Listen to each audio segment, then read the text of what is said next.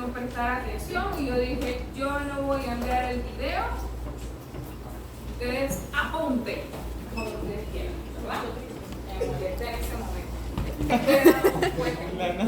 En los desmosomas, ¿ok? Habíamos hablado de lo que son las uniones estrechas, uniones estrechas, las uniones gaps, que son las uniones en hendiduras, y los desmosomas. ¿Para qué funcionan estas estructuras proteicas accesorias de la membrana? Para mantener unidas células unas con las otras. Y ahí entonces yo les mencioné tejidos donde teníamos células dispuestas de esa manera. Ejemplo, células epiteliales, el tejido epitelial en general, los estratos, cómo están unidos de uno al lado del otro por estas uniones, ¿okay? Por esto estas estructuras accesorias. O las células del hígado, las células de los músculos, ¿okay? Cómo están tan unidas por esto. Así se ven, por ejemplo, los desmosomas, ¿okay? En vivo y en directo con ultramicroscopio se ven así. Entonces, aquí teníamos las tres uniones. Estos son los desmosomas, estas son las uniones estrechas y estas son las uniones en hendiduras. ¿Okay? Pero bueno, en general es eso. Y aquí tenemos como el esquema un poco más claro de cómo son cada una de ellas. Y bueno, ya es cuestión de que ustedes se lean esta parte de para qué funciona cada una y qué tipo de adhesina presentan. Las adhesinas son tipos de proteínas de anclaje o de adhesión. ¿Okay? En los desmosomas son las desnucleínas, en las uniones estrechas son las conexinas y así. Profe, pregunta, en las uniones estrechas tenía dudas sobre ellas, porque lo que tengo es que son cintas selladoras que mantienen las células tan juntas que casi no deja espacio entre ellas. No entendí ese... Aquí yo tengo un desmosoma que si yo lo veo bien solamente une esta parte de las células y acá más abajo o acá más arriba están como separadas. ¿Okay? Es como un botón, literalmente, un botón en su ojal y ya todo lo demás está separado. En el caso de las uniones gaps, en sí ellas son como tachuelitas que se meten en medio de, pero sigue habiendo partes donde quedan espacios entre las dos membranas. ¿Okay? Pero en el caso de las uniones estrechas, ellas abarcan toda la membrana de la célula. ¿Okay? Entonces, por ejemplo, aquí tenemos una unión estrecha que ella se repite a lo largo de la membrana, tanto de nuestra célula como de la célula adyacente. ¿Okay? Como si fuera una costura que literalmente se cosió a lo largo de la membrana. Entonces eso hace que si yo tengo una costura aquí, luego otra costura adyacente y fuera de eso tengo una costura transversal, ¿okay? Esta membrana con esta otra queden totalmente unidas. No hay espacio para que entre agua o cualquier otra cuestión. Entonces, por ende, ¿qué sería lo único que entrara? Porque, por ejemplo, en la unión GAPS, nada. Nada.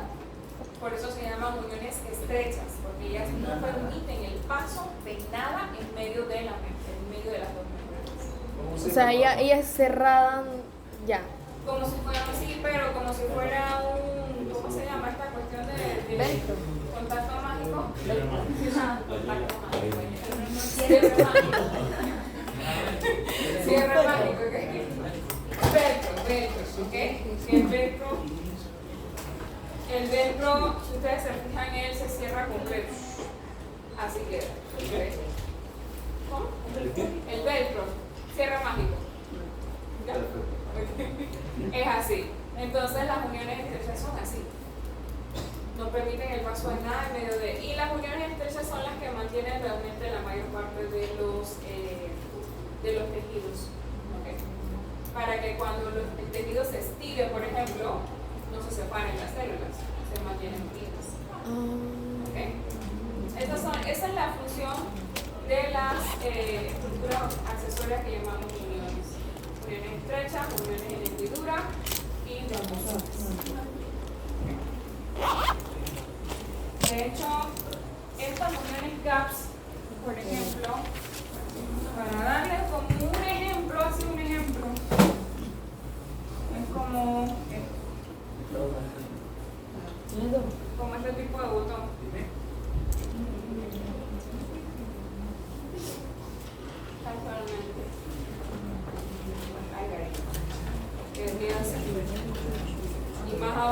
abierto y más abajo queda abierto, o sea, no es a lo largo de la costura como es el caso de la costura de la bata. Entonces, bien. La unión es gap también es lo mismo que el duro. Sí. Yo dije fue uniones estrechas, no. Uniones gaps es lo mismo que uniones estrechas. Aquí casualmente están los sinónimos, ¿ok? Los desmosomas también se llaman, en el caso de ciertos tipos de condiciones y tejidos, macular adherens o en inglés desmoson spot. ¿Okay? En el caso de las uniones estrechas, esto sí lo van a escuchar bastante. Los tight junction. ¿Okay? ¿Cómo? Sí. Los tight junction. ¿Okay? O como lo dicen en español así bien a los jumbo junction. Así siempre lo van que ahí va a haber un profesor, no. Entonces las estrechas son los tight, que significa estrecho, pegado, ceñido, ¿ok? Junction de es unión, eso es lo que significa. Eso es en inglés. También se les llama uniones oclusivas, uniones herméticas, porque literalmente son muy pegadas, uniones íntimas o son una ocludencia. Lo que usted le dio al nombre, usted dijo hace un par de segundos, estas son estructuras que, De unión. estructuras de una Accesorias de membrana. estructuras Son accesorias, o sea, no todas las membranas celulares presentan esto. Solamente aquellas células que forman tejidos y son tejidos de esta índole donde las células están pegadas las unas a las otras. Este tipo de tejidos que yo les había mencionado se llaman tejidos parenquimatosos o que forman parénquimas de células o masas de células. ¿Okay? Entonces, esos son los sinónimos de uniones estrechas y las uniones gaps. Entonces, son las gap junctions, o como quieran decirle, uniones en hendidura, nexus o mácula comunicantes. ¿Okay? Son los sinónimos, jóvenes, que lo tienen que aprender. Todos. Eso para que cuando lleguen a fisio o cuando lleguen a farma no los destruyan porque no saben de qué le están hablando. ¿Okay? ¿Qué es eso? Otra estructura accesoria son las microvellosidades. Y aquí no es tanto una estructura que se fija a la membrana, sino que es que la membrana citoplasmática se extiende un poco más de su superficie, se alarga. ¿Para qué? Para lograr que a través de ella pueda pasar mayor cantidad de sustancias. Y eso lo que genera es una mejor absorción de nutrientes. Por ejemplo, nosotros vamos a notar que en nuestro cuerpo hay dos epitelios que tienen la mayor absorción en general. Los epitelios de los pulmones para lo que es la absorción de oxígeno y los otros epitelios intestinales para lo que es la absorción de nutrientes que vienen en el bolo de la digestión o bolo fecal. ¿Okay? Entonces, en estos epitelios muy particularmente vamos a encontrar las microvellosidades o también denominadas microbilis. Leyendo como tal, son pequeñas proyecciones de las membranas celulares que aumentan la superficie de estas células para mejorar o aumentar el intercambio de sustancias o absorción. Los microbilis suelen encontrarse entonces en las células epiteliales animales, específicamente en estas áreas que les mencioné, pulmón e intestinos. Las microvellosidades están asociadas a las vellosidades intestinales. ¿Se acuerdan de eso?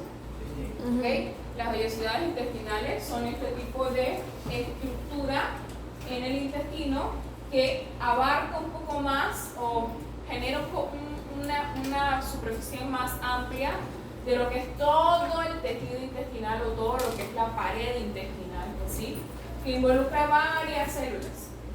Es decir, aquí tenemos un epitelio completo. ¿Okay? Entonces, estas estructuras se llaman vellosidades. Las células que conforman estas vellosidades presentan microvellosidades. No me confundan vellosidades con microvellosidades. Las vellosidades son estructuras visibles a simple vista, amplias del órgano completo. ¿Okay? Es todo esto que vemos aquí. Mientras que la microvellosidad es un aumento de la membrana de las células de esas vellosidades. Es lo que estamos viendo aquí. Aquí tenemos un conjunto de células. Cuando se amplifica, ahí están las células epiteliales y ellas presentan, como ven aquí, las microvellosidades. ¿Okay?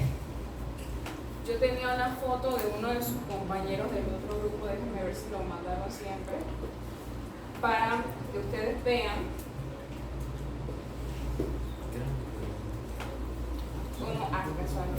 cómo son las microvellosidades.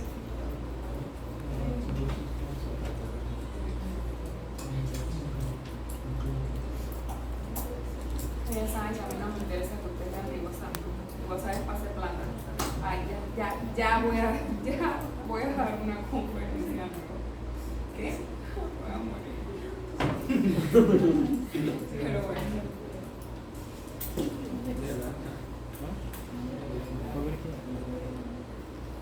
Observen aquí. ¿Okay? Esto, por ejemplo, es una pared intestinal. ¿Okay? Aquí no se ve muy claramente, pero aquí vamos a notar que el epitelio está aquí. Es todo esto que está aquí. Ese es el epitelio. ¿Qué quiero decir con eso? Que ahí están las células epiteliales. ¿Okay? En este caso son todas cilíndricas. ¿Okay? Y fuera de eso, observen que hay acá arriba. Se ven como si fueran pelos. ¿Okay? No son pelos, son microvellosidades. Eso es una placa de laboratorio, así que espero poder mostrarles esta placa.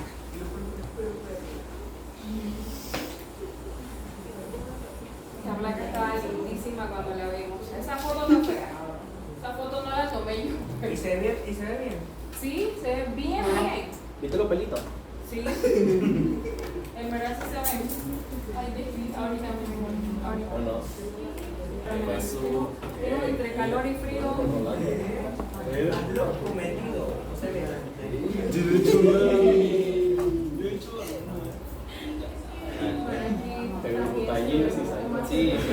Esta imagen va a ser importante para ustedes, especialmente para aquellos que van a hablar del citoesqueleto.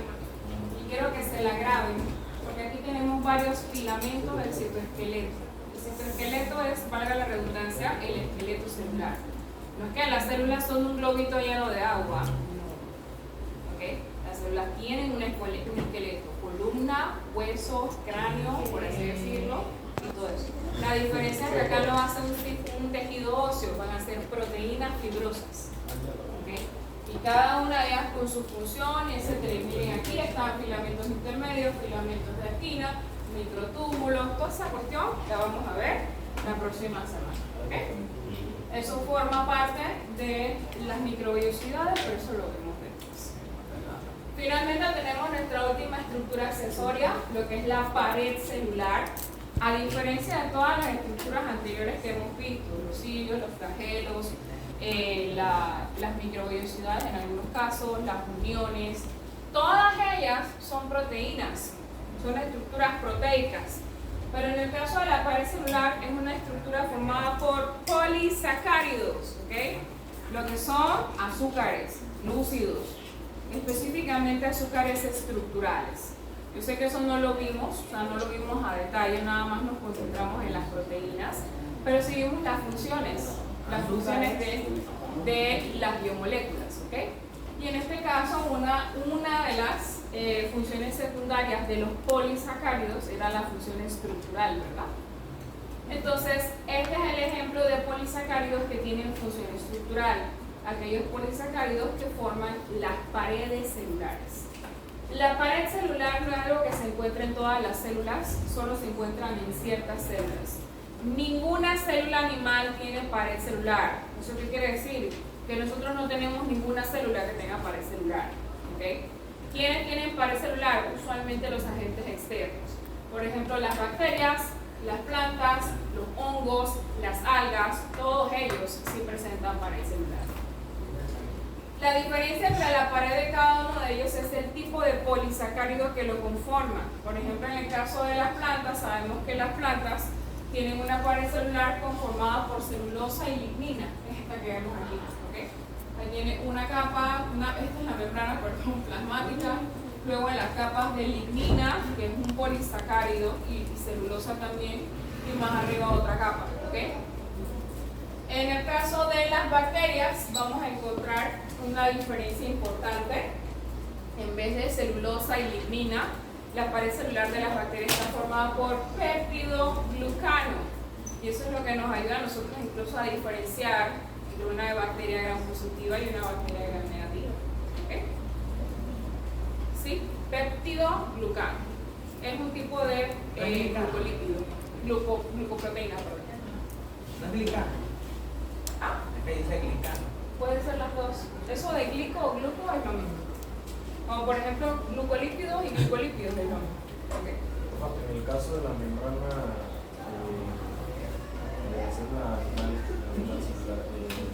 lo que nosotros son fosfolípidos. En este caso son. Esto es una pared, es decir, esto está encima, esto es una buena pregunta, esto está encima de la membrana. Esto no es algo incrustado en la membrana, ¿okay? Sino que es como un escudo externo de la membrana celular. Cuando tiene cápsula. Cápsula es una extensión de la pared celular, pero eso ya es otra cosa, porque son polisacáridos distintos. No sé si le respondo a la pregunta. Bueno, se podría decir que echaron están formados por carbohidratos. ¿Sí? Los polisacáridos son los carbohidratos, los mal llamados carbohidratos. ¿Ok? El nombre correcto es polisacáridos. Voy a saber de esos jóvenes, porque no vaya a ser que cuando den bioquímica los destruyan. ¿Ok? Polisacárido es decir carbohidrato. Es lo mismo como los glucolípidos y las glucoproteínas, que son como cadenas de carbohidratos. Ajá. ¿Ok? Siempre son carbohidratos. Sí. Entonces, en el caso de los hongos, la pared celular de los hongos es la quitina, ¿okay? Y en el caso de las algas, bueno, ahí hay una variedad. Aquí lo importante que tenemos que ver es la diferencia entre la membrana y la pared. La membrana se encuentra en todas las células existentes. La membrana citoplasmática es lo que limita y rodea el citoplasma celular, ¿okay? Es la piel de la célula, por así decirlo. Entonces, limita la célula y ayuda a lo que es el transporte de sustancias a través de la célula o a través de la membrana como tal. Es un mosaico fluido de fosfolípidos, etcétera, etcétera, etcétera.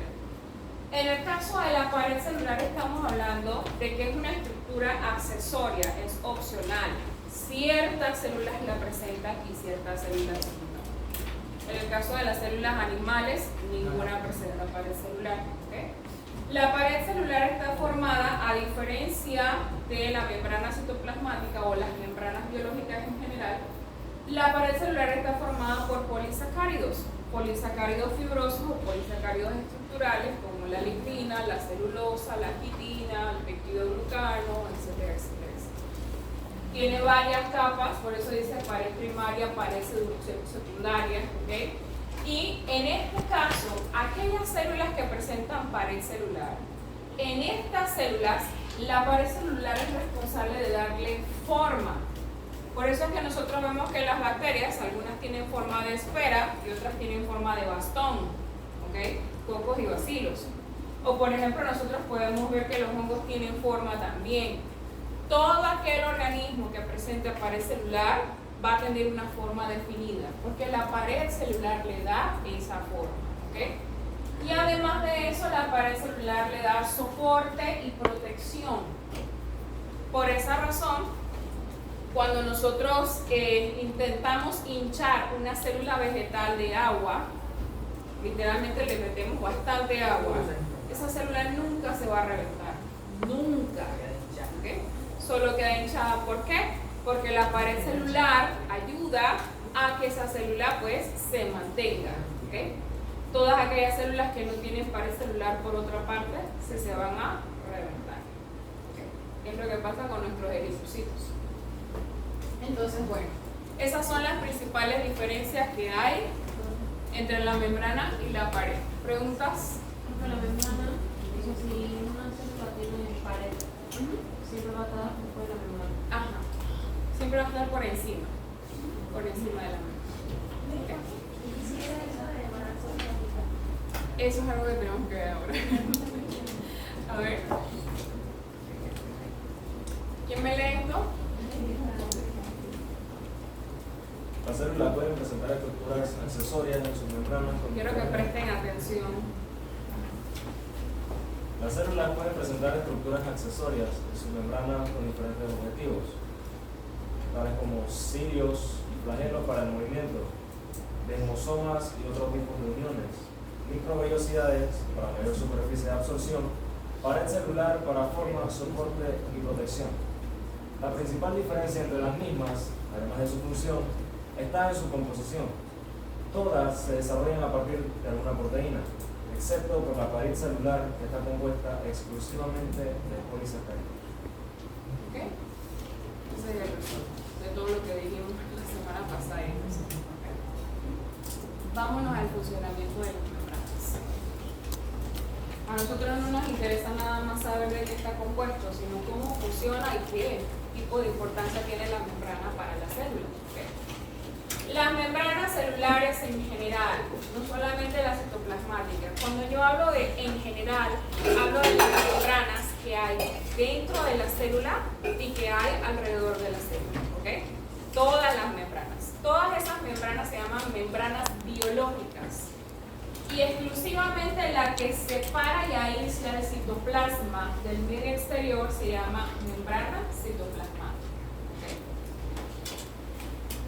Además de separar y aislar el citoplasma, la membrana citoplasmática ayuda a lo que es el reconocimiento y comunicación celular, ¿verdad? Eso ya habíamos visto cómo un linfocito reconoce a nuestra célula por los oligosacáridos en la membrana, los glucolípidos, las glucoproteínas, ¿okay? Eso ya lo vimos. Entonces, en pocas palabras, la membrana también es un punto de percepción de estímulos del entorno. Y asimismo, como es un punto para percibir los estímulos del entorno, también ayuda a la célula a reaccionar a esos estímulos del entorno, ¿verdad? Por esa razón, entonces, hablamos de que la membrana citoplasmática, una de sus funciones principales es la comunicación celular. Todo eso que estoy mencionando es comunicación celular. ¿Okay? Y finalmente, una de las funciones más importantes y una de las más estudiadas es la función de transporte y regulación del intercambio de sustancias a través de la membrana. Porque si la membrana rodea a la célula, también es la encargada de decidir qué entra y qué sale de la célula. ¿Okay? Y eso es transporte de membrana. Para nosotros va a ser muy importante que ustedes entiendan estos términos. ¿Okay? Vamos a ver el sistema primero que todo, o vamos a ver primero qué es lo que puede pasar o que puede ser transportado por la membrana. Aquí me falta una diapositiva. Voy a buscarla, pero como tengo la del laboratorio y la de la teoría.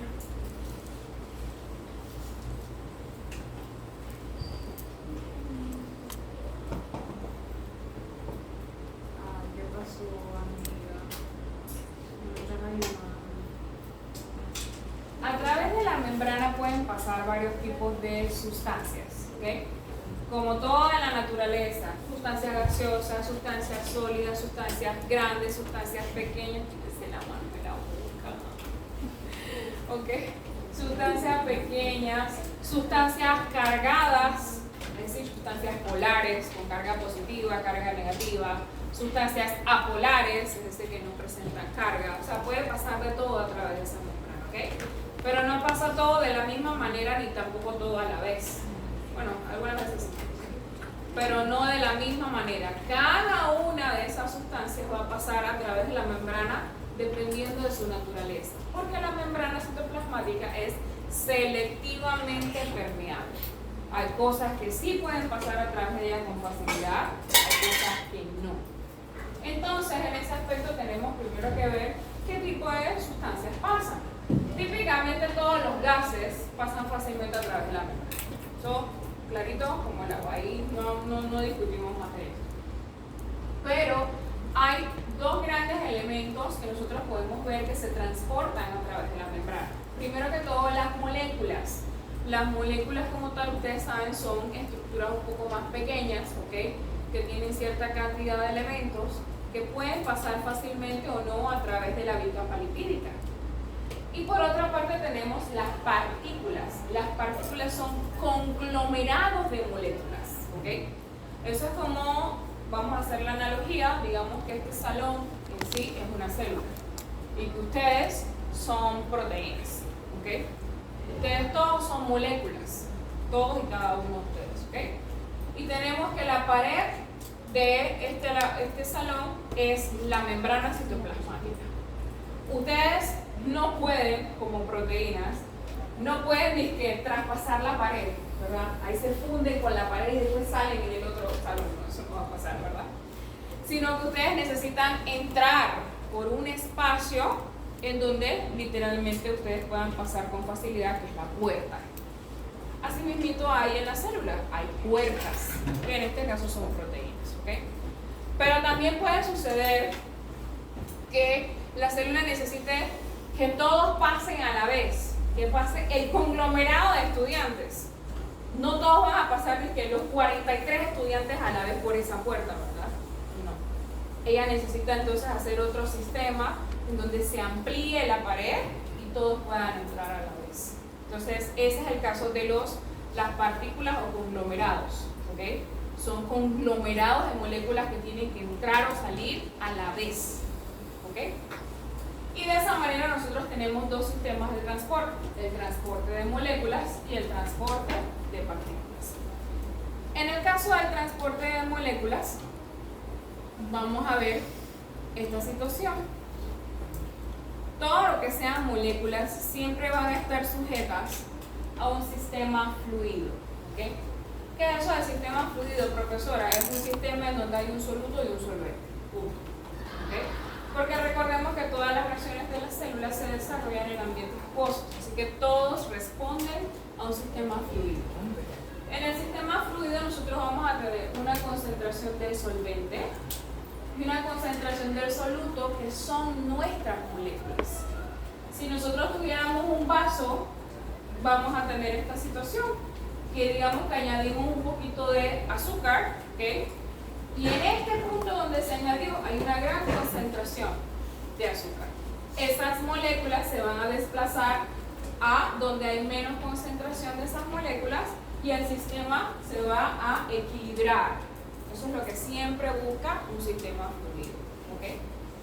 Esto del movimiento o la dirección de un punto de mayor concentración a un punto de menor concentración se conoce como gradiente de concentración. ¿Ok?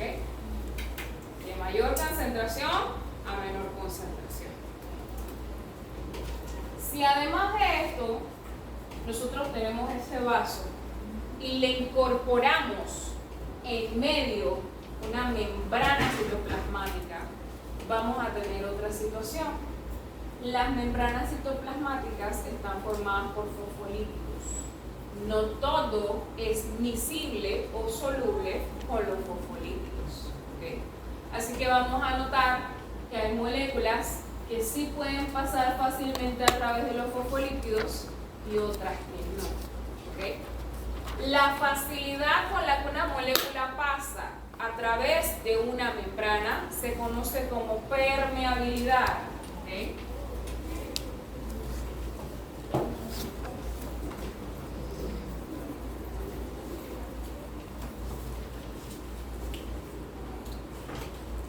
Si todas las moléculas pasan por esa membrana es totalmente permeable. Si ninguna molécula pasa por esa membrana, entonces esa membrana es impermeable. Y si algunas sí pasan y otras no, esa membrana es semipermeable, ¿okay? O como en el caso de la membrana citoplasmática, que ella es hasta selectiva, no todo pasa a través de ella, ¿okay? En ese aspecto entonces vamos a ver qué es lo que sí puede pasar y qué es lo que no, ¿okay? Algo importante que tenemos que saber es esto, ¿okay?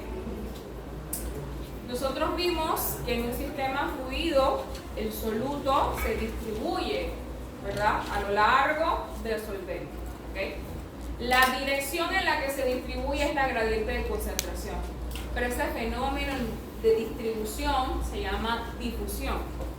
Entonces las moléculas difunden a través de ese solvente. En ese aspecto nosotros tenemos que tomar en cuenta qué tipo de moléculas están difundiéndose. Si lo que se difunde es moléculas de agua, esa difusión se llama ósmosis. Repito, si lo que se difunde en ese solvente son moléculas de agua, esa difusión se llama ósmosis. ¿Ok? Pero si lo que se difunde es cualquier otro tipo de molécula que no sea agua, entonces esa difusión se llama diálisis.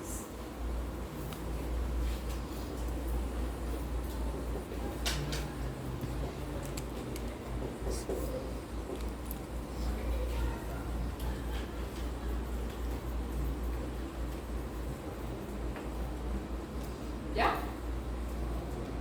Voy para atrás. Entonces, ¿qué puede pasar a través de la membrana? ¿Okay? Sea diálisis, sea ósmosis. ¿Okay? ¿Qué es lo que sí puede pasar y qué es lo que no?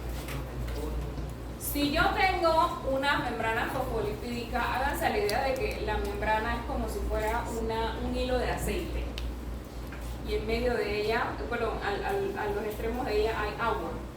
El agua nunca se solubiliza con el aceite, ¿verdad? Lo que se solubiliza con el aceite solo es algo parecido al aceite. Otra grasa, otro aceite, ¿verdad? Y lo mismo pasa aquí.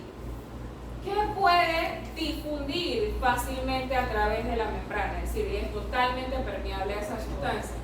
Todo lo que son gases. Eso ya lo dijimos, ¿ok? Luego de eso, ¿qué otro tipo de moléculas pueden difundir? Moléculas pequeñas, ¿ok? Pequeñas,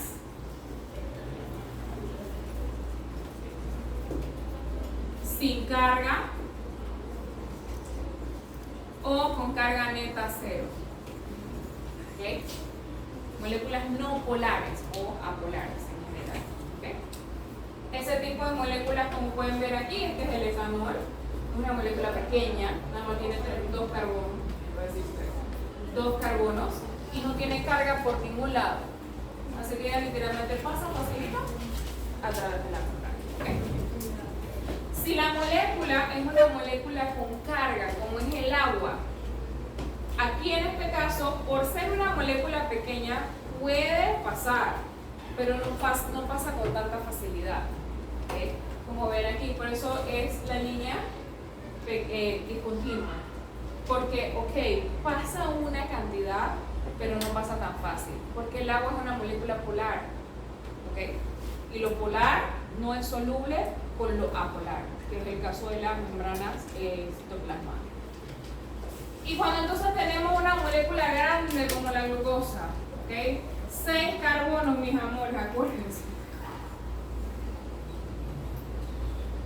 ¿Okay? 6 carbonos, es un mastodote de moléculas. ¿Okay? Esas moléculas no pueden, miren lo que pasa aquí, no pueden pasar a través de la membrana. Eso es como si tú quisieras pasar, qué sé yo, una mesa gigante a través de la pared. Puede. O, ejemplo, hacemos la analogía, el aire, sí puede pasar un poquito a través de las ranura de la pared. El agua, más o menos ahí, el agua como que moja la pared, por capilaridad se difunde, ¿ok? Pero bueno, se puede como que irse pasar de una pared a otra. Pero si tú quieres pasar azúcar, una mesa, un tablero, nada de eso puede pasar a través de la pared. Entonces ellas pasan a través de la proteína enzimática. No, proteína transportadora, pero sí es proteína, ¿ok? Entonces, ¿qué necesitan ese tipo de sustancias que no pueden pasar a través de la membrana? Algo que les facilite la entrada, una puerta. ¿Qué tipo de puerta es esta? Una proteína transportadora de membrana, ¿ok? Ahorita les muestro nuevamente eso. Y lo mismo sucede, además de las moléculas grandes, con las moléculas que tienen carga. Si tienes carga, que sea una molécula tan pequeña como los iones, ¿ok? Ellas no pueden pasar fácilmente a través de la membrana. La única que puede hacer eso más o menos ahí es el agua. Eso es como una excepción a la regla, ¿ok? Pero todas las demás, cualquier molécula que sea grande o con carga, no puede pasar a través de la membrana. Entonces, ¿qué necesitan? La ayuda de una proteína. Y aquí entonces regresamos a esto, ¿ok? ¿Se acuerdan de esto?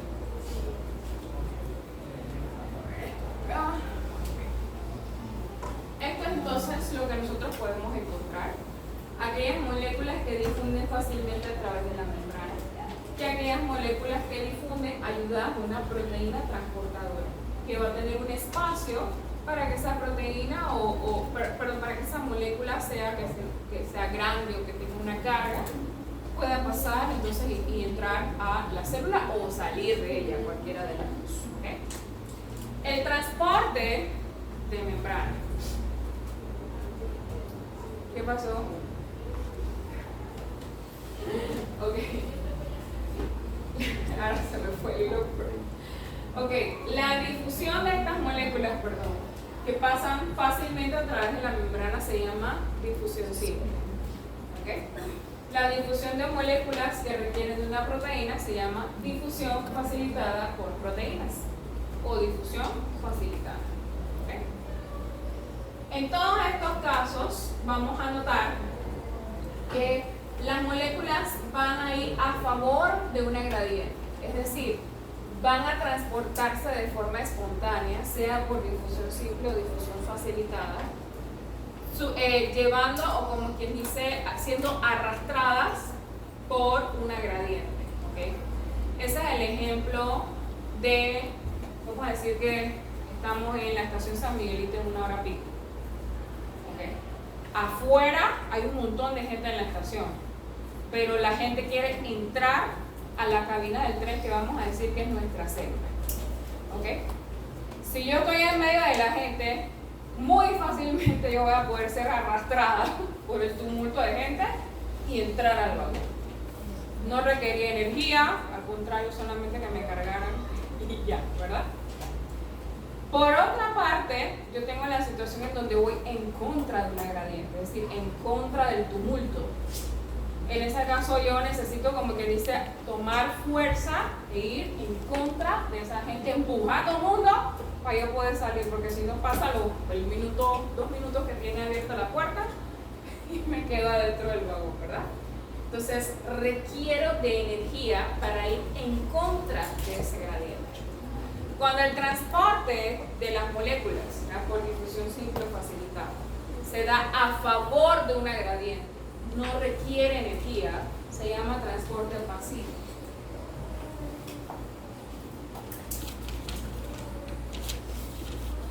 Estoy cansada. Y cuando es todo lo contrario, que voy en contra de una gradiente y necesito energía, esto se llama transporte activo. ¿Ok? Aquellas proteínas que ayudan, como que dice, a transportar en contra de una gradiente, lo que están haciendo ahí es bombear la molécula en contra de esa gradiente. Así que usualmente ese tipo de proteínas también se les llama bombas proteicas, como la famosa bomba de sodio y potasio. Eso lo van a investigar para la próxima clase. ¿Okay? Bomba sodio-potasio. Entran 2 de sodio, entran 3 sólidos, 3 y salen 2. Esa misma es. Dependiendo de lo que entra, sale otra, pero lo bombea. Ajá. ¿Cómo así que hay contra de la gradiente? Va en contra de la dirección de la mayor concentración. O sea, ejemplo, el caso de tren, voy en contra del tumulto. La gradiente, es decir, la dirección de las moléculas es hacia adentro, no hacia afuera. Pero yo quiero ir hacia afuera. Entonces voy en contra de esa gradiente o ese gran tumulto de gente. ¿Sí? Pero si van a salir hacia afuera de la célula. Entonces es lo contrario, lo mismo. O sea, si van a salir y yo quiero entrar a la célula, voy en contra de la gradiente. O sea, estoy yendo en contra de donde está la mayor concentración de soluto. Y ahí que pasando. De bombear. O sea, necesitas energía. Bastante. Sí. Eso es un transporte activo. Se necesita una bomba proteica para entonces expulsar o internalizar la molécula. Y si no necesitara energía, si no se voy a favor del producto, entonces sí sería transporte así. La herramienta de dirección es marcada por la necesidad Por el sistema o es un sistema fluido. Y todos los sistemas fluidos van a tener esta situación de que tienen un soluto y un solvente, y que de ese soluto y solvente cada uno tiene una concentración en un punto de todo ese sistema. Entonces, ¿qué va a pasar allí? Donde hay más concentración se van a difundir a donde hay menos concentración. Eso es de forma automática, eso no es algo que dirige la célula, ¿okay? Es por el simple hecho de que los fluidos buscan su equilibrio. ¿Ok? Entonces, esto es lo que tenemos, mis amores.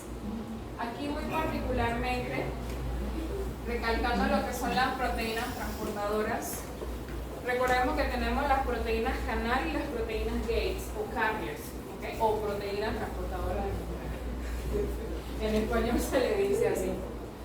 En el caso de las proteínas Gates o carriers, ellas transportan solutos específicos, así como se ve en el esquema. ¿Okay?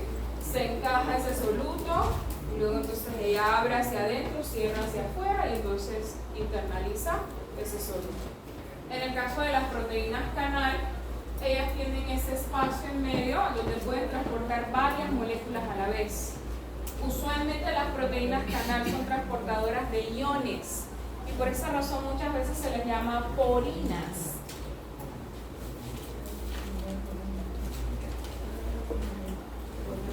Eso lo van a ver, por ejemplo, me parece que en uno de los casos clínicos se llaman así. Las porinas no son más que proteínas canal. ¿Okay? Y hay una porina en particular que es como la excepción a la regla con todo, ¿okay? Para el agua. Recordemos que las moléculas de agua pueden difundir a través de la membrana, pero no tan fácilmente. ¿Okay? Entonces nosotros, además de eso, vamos a presentar porinas exclusivas para la molécula de agua, que es la que vemos aquí. ¿Okay? Esas porinas se llaman aquaporinas.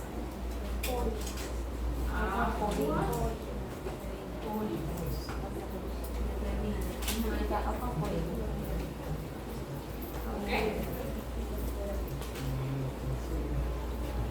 Esto lo pueden leer, yo creo que eso está bastante sencillo. Se lo aprenden de memoria ya. El importe y el sin importe.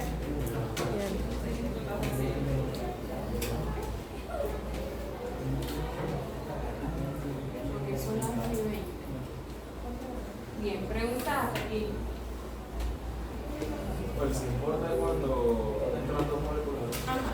y Al mismo antiporte. lado. El importe es El opuesto. Exacto. Preguntas hasta aquí. Yo no sé ustedes, pero yo sí necesito respiración. Párense todos. E hipertónicas. ¿Okay? Esto, mis amores, es la base del laboratorio para poder entender los resultados de por qué sus células se hincharon, por qué sus células se lisaron, por qué algunas sí se secretaron y otras no. ¿Okay? Esto lo necesitan entender. Ya entendiendo todo lo demás, permeabilidad, gradiente de concentración, todo ese bochinche. ¿Okay? Entonces, nuestras células, como ustedes saben, son sistemas fluidos. ¿Okay? Es decir, que tienen solutos y solventes. En ese aspecto, nuestras células se pueden colocar en un sistema fluido que también presente solutos y solventes.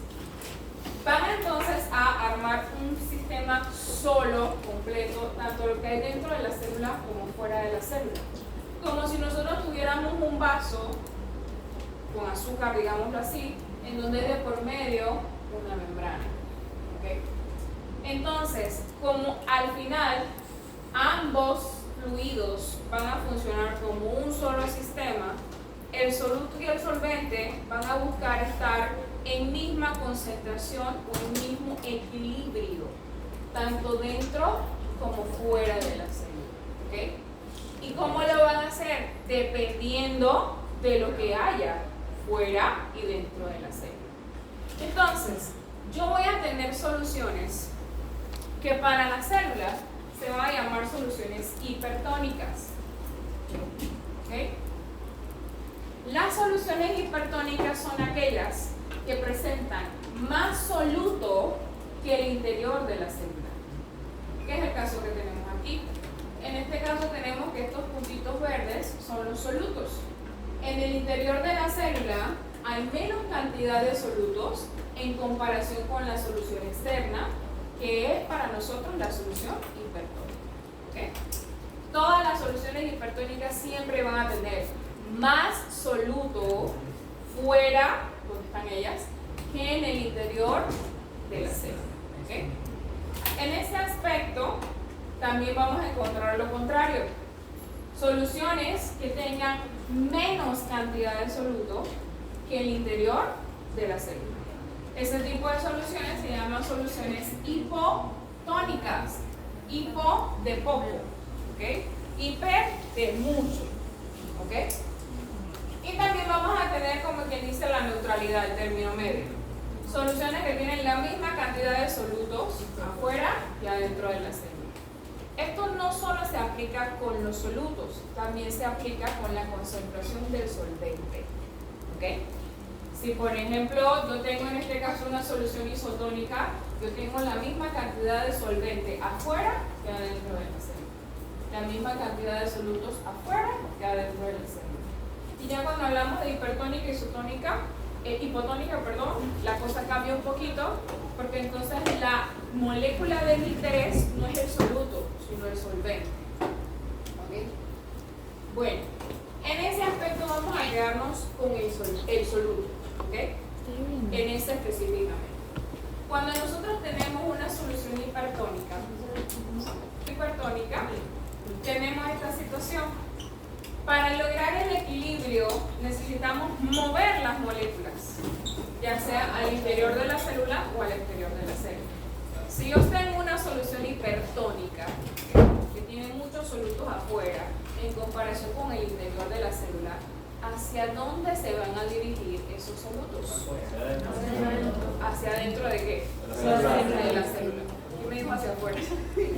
Pero no, de verdad, porque si me dijeron hacia afuera, ¿okay?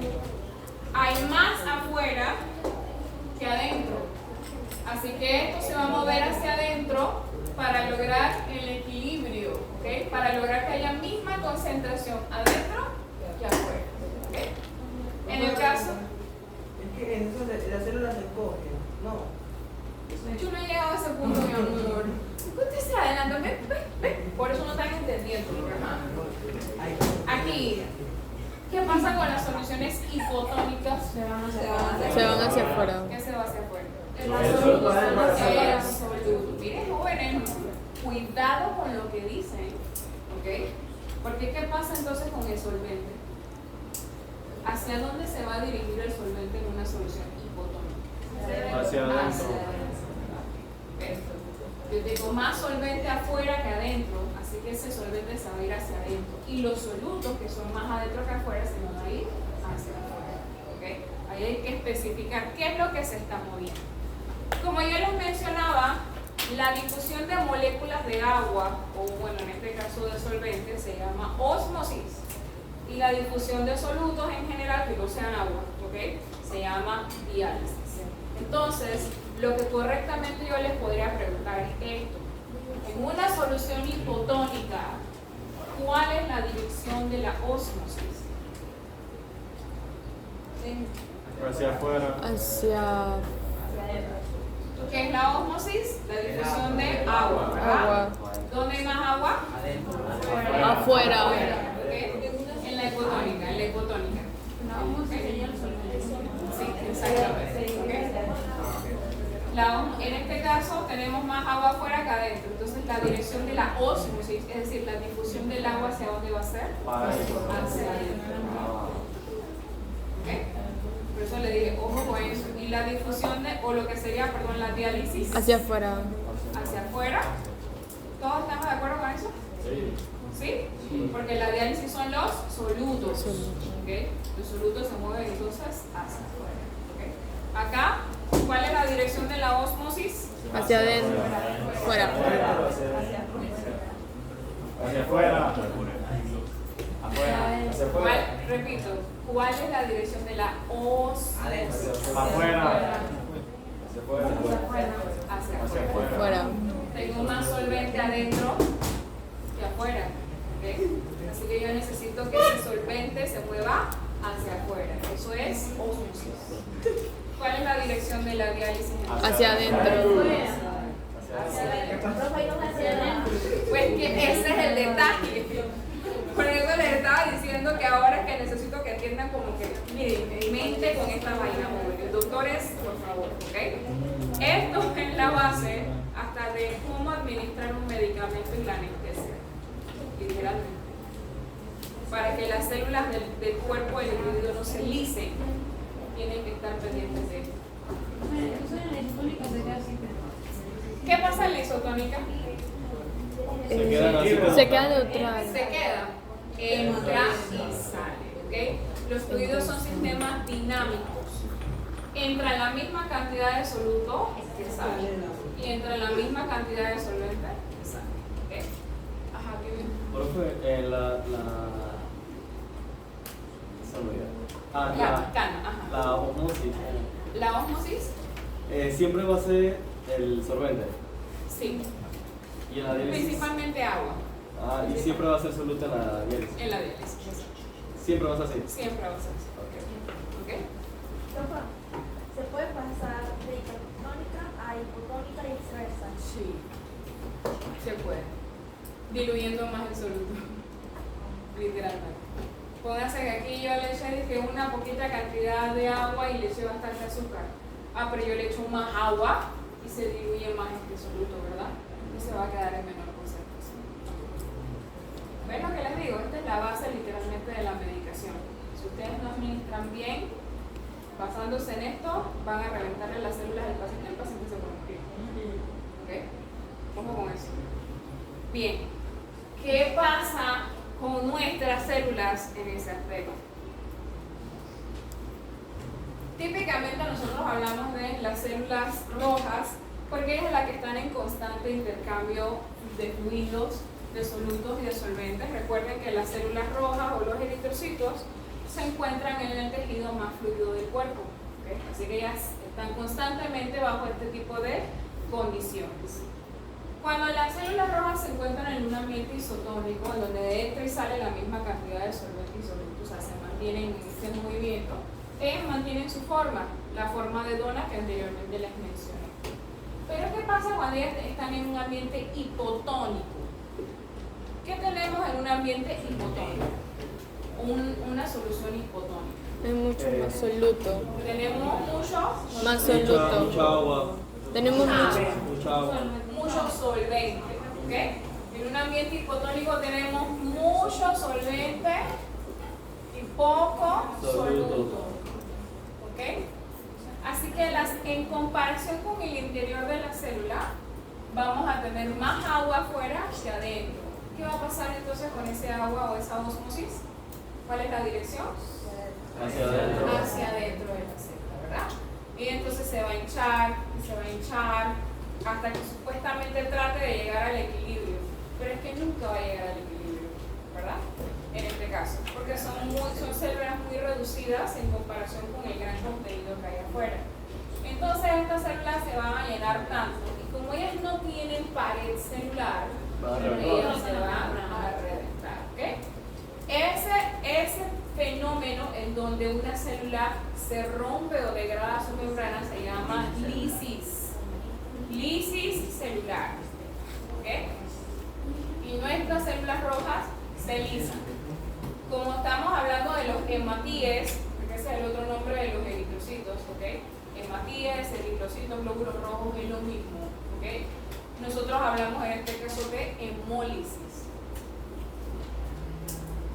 Ahí entra esta cuestión de la hemólisis intravascular. ¿Ok? No es más que. En el caso contrario, tenemos una solución hipertónica, en donde tenemos mucho soluto y poco solvente o agua, ¿ok? En comparación con el interior de la célula. Entonces, ¿qué va a pasar con ese soluto?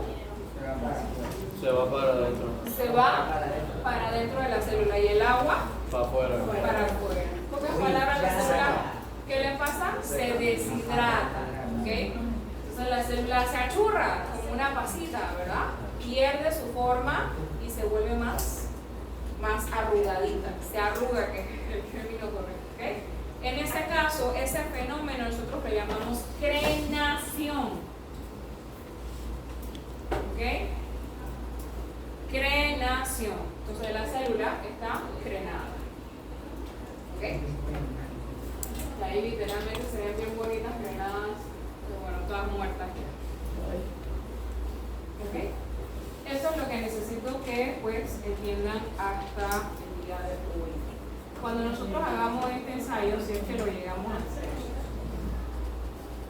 esa es la cuestión, si es que lo llegamos a hacer. Este ensayo está específicamente en el aula virtual, es el laboratorio 5. Vamos a buscarlo. Curso